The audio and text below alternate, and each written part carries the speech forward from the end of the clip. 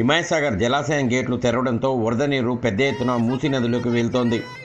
పరిసర ప్రాంతాల్లోని వారిని ఇప్పటికే సంబంధిత అధికారులు అప్రమత్తం చేశారు.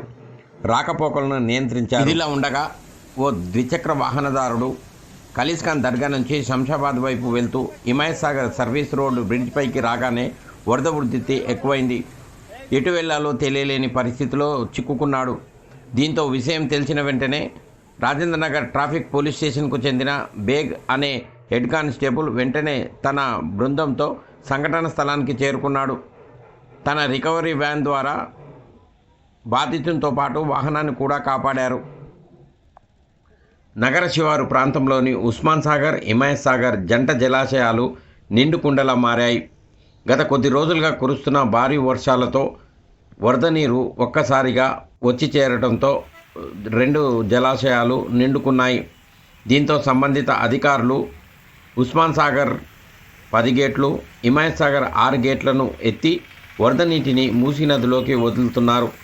దీంతో మూసీ నదిలో వరద ప్రవాహం పెరిగింది.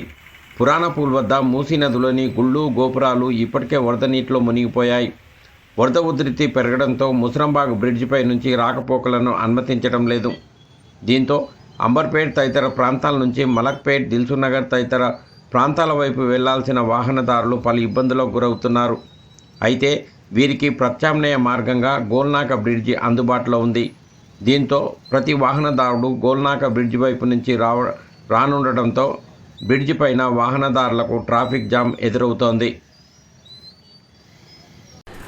ఆర్సీ న్యూస్ ఎప్పటికప్పుడు మీకోసం latest news updates, politics, cinema, sports, వార్త ఏదైనా ఆర్సీ న్యూస్లో మీకోసం.